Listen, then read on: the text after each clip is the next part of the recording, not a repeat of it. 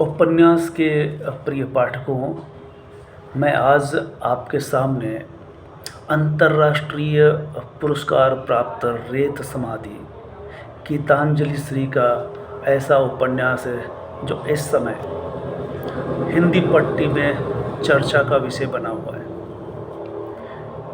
रेत समाधि को ये पुरस्कार मिला है या टॉम ऑफ सेंट को मिला है।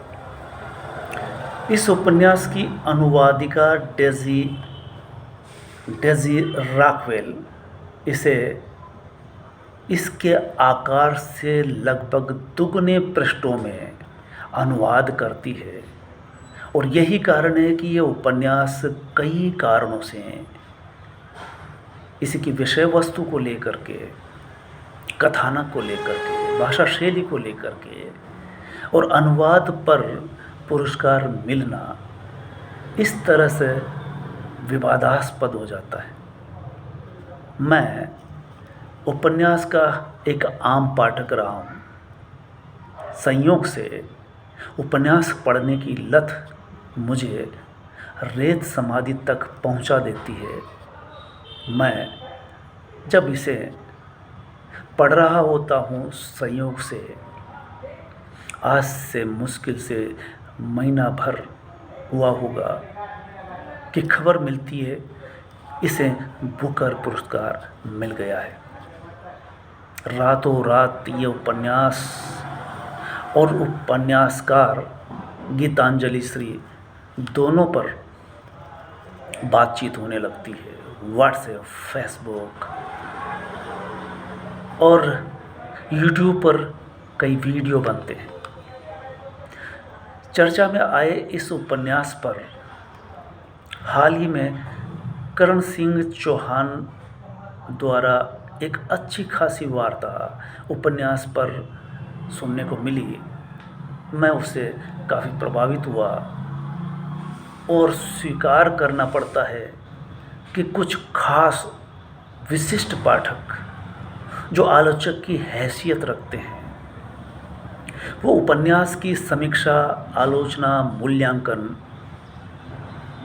कर सकते हैं और आम पाठकों को समझा सकते हैं या उन पाठकों तक रचना की पहुंच कायम करवा सकते हैं जो सहज ही इस उपन्यास तक नहीं पहुंच सकते। लेकिन हमारी चर्चा का विषय और ये बातचीत करने का विषय इसलिए है कि आखिर ये उपन्यास चर्चा में आया इसलिए कि लेखिका पहले से भी हिंदी पट्टी में चर्चित हो चुकी थी, लेकिन अंतर्राष्ट्रीय पुरस्कार उसे वो उस ऊंचाई तक पहुंचा देता है कि वह रातों रात अभिनेत्री की तरह बन जाती है। तो दूसरा सवाल तुरंत ही उठा, ईर्ष्यावश या सामान्य चर्चा में भी, कि आखिर मूल उपन्यास के बजाय पुरस्कार जो मिला वो अनुवाद होने पर ही मिला। और सवाल फिर इसलिए कि अंग्रेजी में अनुवाद अगर नहीं होता या इसी डेजी रॉकवेल के द्वारा न होकर किसी दूसरे के द्वारा होता, या करण सिंह ने सही सवाल उठाया है कि जो इस समिति में थे, बुकर समिति के जो निश्चित लेखक, प्रकाशक और कई तरह के विद्वान इसमें शामिल किए जाते हैं, वे भी नहीं होते और उनकी जगह कोई दूसरा तीसरा भी होता तो भी ये परिणाम कुछ दूसरी तरह का ही होता। फिर सवाल ये उठता है कि अनुवाद जो किया गया है उसमें आखिर क्या कारण था कि जस्ट डबल हो जाता है, 2 गुना उपन्यास का आकार बढ़ जाता है। तो डेजी रॉकवेल अंग्रेजी पृष्ठभूमि के हिसाब से उपन्यास के कई प्रकरणों को, कई पात्रों को बढ़ाती है या घटाती है, और जिस तरह से पेज पड़े हैं उस हिसाब से वो इसमें बहुत कुछ बढ़ाती है। पात्रों में भी अपनी भाषा में, अपनी संस्कृति के अनुसार कुछ चीज़ें बढ़ा देती है। इस तरह से ये अनुवाद को जो पुरस्कार मिला, उसका श्रेय अनुवादिका को जा रहा है, अनुवाद को जा रहा है। चूँकि बुकर पुरस्कार पहली बार हिंदी रचना को मिला, इसलिए हम सब स्वागत करते हैं। और सवाल यह है कि जो उपन्यास के पाठक हैं वे इसे खोज खोज करके पढ़ना चाहेंगे। लेकिन जिस तरह से चर्चा हो रही है उससे भी ये साफ झलक रहा है कि उपन्यास में वैसी पठनीयता नहीं है जैसी आम उपन्यासों में होती है। करण सिंह चौहान ने सही कहा है कि आम उपन्यास बुकर पुरस्कार तक भी नहीं पहुंचते। अगर पाठक सहजता से भी पढ़ लेता है तो वो किसी बड़े पुरस्कार की हैसियत हासिल नहीं कर सकता। और एक बार शायद इसी तरह से किसी एक रचना को बुकर पुरस्कार मिल जाता है तो उस पर यह सवाल उठाता है कि ये तो सहज समझ में आने वाला रचना है, इसको इतना बड़ा पुरस्कार कैसे मिल गया। तो इसका मतलब ये हुआ कि आम पाठक जिसे सहजता से समझ आता है उसके लिए ये बड़े बड़े पुरस्कार जो मिलते हैं इसमें एक क्लासिकता होती है। भाषा शैली और कथानक में तोड़ फोड़ करने की ज़रूरत पड़ती है। परंपरागत कथानक में लिखे गए, शैली में लिखे गए उपन्यास आम उपन्यास कहलाते हैं। इसलिए प्रगतिवाद के बाद प्रयोगवाद आता है और छायावाद के बाद प्रगतिवाद आता है। इसी तरह से उपन्यास में जब शैली में परिवर्तन आता है तो उसी के साथ बहुत कुछ बदलाव आता है और ये रचनाकार पर निर्भर करता है कि वो समाज के अनुकूल आगे की रचना प्रस्तुत करे। इस तरह से अगर हम बात करें तो मैं एक निष्कर्ष तक पहुंच सकता हूं कि करण सिंह चौहान लगभग अपनी लंबी वार्तालाप में है उपन्यास और उपन्यासकार पर प्रशंसा करते हुए वे उस कथानक की सूत्रबद्धता को भी नज़रअंदाज कर देते हैं। पात्रों के आपसी संबंध और यहाँ तक कि उपन्यास में इन गिने चुने पात्रों के अलावा समाज से संबंध वैसा नहीं रहा जैसा होना चाहिए। तो उदाहरण दिया गया कि जिस तरह से महाभारत में जो कुछ है वो दुनिया में है, जो दुनिया में है वो महाभारत में है, अगर महाभारत में नहीं है तो इस दुनिया में भी नहीं हो सकता। कुछ इसी तरह से इस उपन्यास में समाज देखा जा सकता है उस परिवार में जिसमें वो 80 वर्षीय बुढ़िया रहती है। इस उपन्यास में मुश्किल से आधा दर्जन पात्र पाठक की याददाश्त में ठहर पाते हैं और 1 दर्जन से अधिक प्रासंगिक व अप्रासंगिक कथाएं हैं जिसमें शुरुआत में हम देख सकते हैं कि दरवाजे का जिक्र आता है और उसी से हम अंदाज़ा लगा लेते हैं कि ये उपन्यास एक अलग शैली में अलग तरह से लिखा गया है कि जिस दरवाजे से हम गुज़रते हैं या किसी उपन्यासकार या रचनाकार ने कभी दरवाजे का जिक्र भी किया है तो इस तरह से नहीं किया होगा जिस तरह से रेत समाधि में गीतांजलि श्री दरवाजे का जिक्र करती है और 1-2 पेज उस पर रंग दिए जाते हैं। ऐसा लगता है कि दरवाज़ा नहीं हुआ, जैसे जीवंत चीज़ हो गई। दूसरा लंबा प्रकरण चलता है कौवों का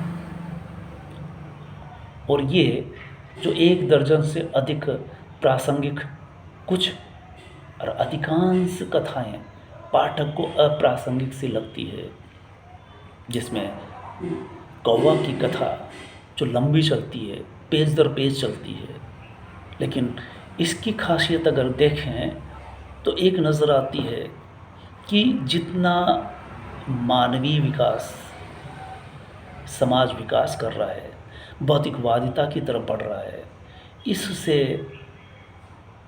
कई तरह के मानवेतर प्राणियों को कितना कुछ खोना पड़ रहा है, इस बात को पहली बार ये रचना शिद्दत से उठाती है कि कौवे किस तरह से एक पेड़ पर एकत्रित होते हैं और ऐसा लगता है कि जैसे उनकी बहुत बड़ी आम सभा चल रही हो।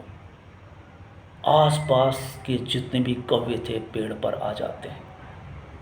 हालांकि ये प्रासंगिक किसी तरह से सूत्र जुड़ता है कि आखिर इस उपन्यास में ये कौवा कथा क्यों करके आई, लेकिन प्रासंगिकता इसलिए जुड़ती है कि इस उपन्यास की शैली जिस तरह की है, इसमें बहुत सारी बातें कथानक से इतर की कही जाती है और फिर भी प्रासंगिक होती है। वाया करण सिंह चौहान हम कह सकते हैं कि इस उपन्यास का जो कथानक है वह बहुत झीना है, तारतम्यता का भाव है। इसमें कई छोटी बड़ी कथाएं बीच बीच में जिस तरह से आती है, कई बार तो कुछ शब्द जिसका कि विश्लेषण होता है कई तरह से, कई बार तुक मिलाने के लिए बात कही जाती है। पाठक को अगर थोड़ा सा भी संयम है और अंत तक पढ़ सकता है तो वो निश्चित तौर पर उस कौवा कथा तक भी पहुंच सकता है जिसमें पर्यावरण को बिगाड़ने वाले मनुष्य और ये सारा विकास किस तरह से मनुष्यता पर कलंक की तरह है कि अगर मानवेतर प्राणी मसलन कौवा हो, अगर वो अपनी बात रखे तो मनुष्य कटघरे में खड़ा पाएगा अपने आप को। और ये कौवे सारे मिल कर के मनुष्य को, मनुष्यता पर सवाल उठाते हैं कि तुम अगर इसी तरह से चलते रहे, इसी तरह से विकास करते रहे तो हमारे लिए क्या कर बचेगा। इस तरह के सवाल इस कौवा कथा में रेत समाधि के माध्यम से उठता है। लेकिन मूल कथा जिसे कहते हैं, जो 3 खंडों में चलती है, ये 3 खंड जिसमें प्रथम खंड से लेकर के हद सरहद तक तीसरे खंड तक जाती है। चंद्रावती 80 साल की बुढ़िया, इस पर भी एक सवाल ये उठता है कि प्रथम खंड में वह पति की मर जाने के बाद इस तरह से असहाय अकेलेपन की शिकार होती है कि जिस कमरे में वो रहती है उस कमरे में जैसे वो अन्य लोगों के लिए अनजान बन करके पीट कर लेती है समाज से, परिवार से, रिश्तेदारों से, और दीवार की तरफ मुँह कर लेती है। इस तरह से पहले खंड में वो दिखाई देती है और पहले खंड में यकायक अस्पताल से गायब हो जाती है। और दूसरे खंड में हम उसे पाते हैं कि वह अपनी बेटी के साथ रह रही है। बेटी, अब ये दूसरा खंड दूसरे ही रूप में चलता है। पहले खंड में वो संयुक्त परिवार में अपने बड़े बेटे के साथ रह रही होती है और दूसरे खंड में बेटी के साथ रहती है, जिसमें बेटी का प्रेमी के और दूसरा थर्ड जेंडर रोज़ी से पाठक रूबरू होता है। रोज़ी आती है रोज़ और माँ की तरह हाथ पकड़ करके उसका अकेलापन बांटती है, कमरे से बालकनी मिलाती है, किस तरह से कपड़े पहनने चाहिए और किस तरह की दवाई लेनी चाहिए, और वो उसे लेकर के बाज़ार घुमाने ले जाती है, बाग बगीचे में ले जाती है।